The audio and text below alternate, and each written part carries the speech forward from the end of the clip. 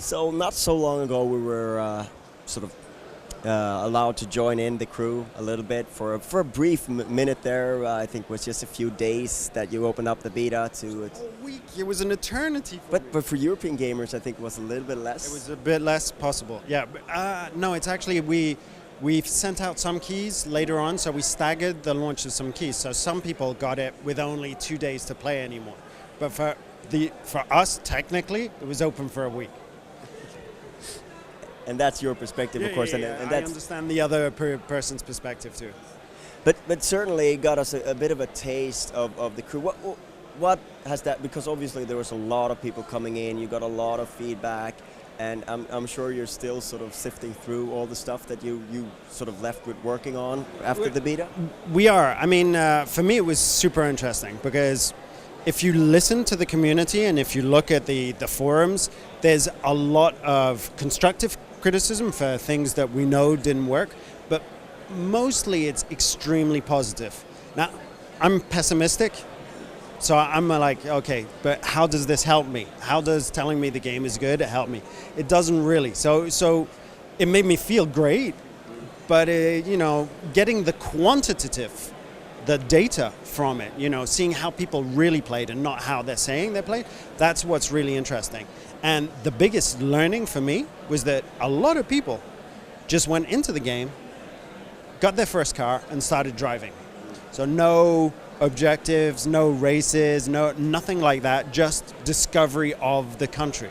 So that was super interesting to me, that people are ready to basically give up on the game to experience the promise of the whole of the United States. So is that something that sort of, I mean, it's late in the game, you're shipping in November, so it's not like you can completely change the game, but are there ways that you can facilitate this even more at this late stage in development? It's a good question, because this was done maybe a year and 3 months ago. It was that the first area, the Midwest, was locked. Okay, you left the Midwest, you'd have police chase after you, arrest you, and that would be it. You'd be sent back to the Midwest. We made the decision to open up the entire country after 10 minutes of gameplay, after that first chunk production constraint, about a year ago. And it's a really good decision. I have no regrets. The game's really improved in the last year. Can we make it even easier? Because of the first chunk issue? Not really. But it's only 10 minutes of a little discussion and a little introduction before you get into the meat of the experience, if you will. Any other surprises as to what players did? Was there anything that surprised you? I think that people doing emergent challenges by themselves.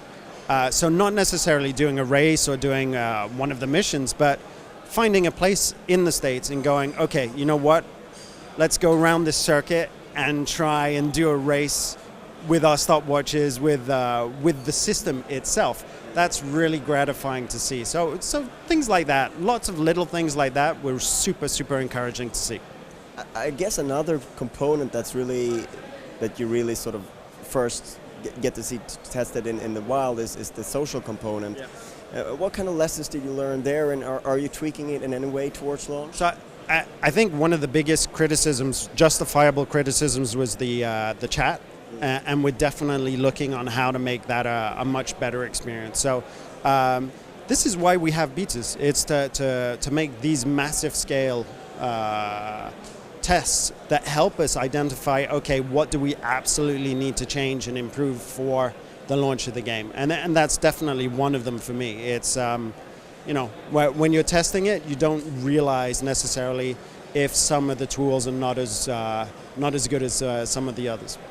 Is it a case of putting in more sort of social tools, or stripping it down to the bare essentials and making sure that it's a smooth experience?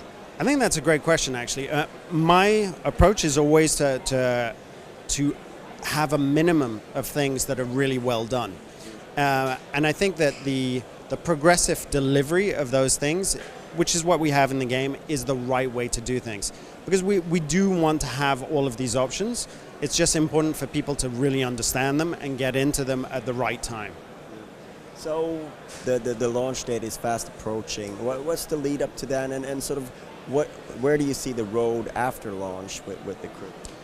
So for me, we have a second beta test that's Yes, in a week or so? Yeah, that was announced a few moments ago. If you want a free beta key on this this test, I'll show one to the camera in 5, 4, 3. All right, somebody's gonna pause that and grab that one.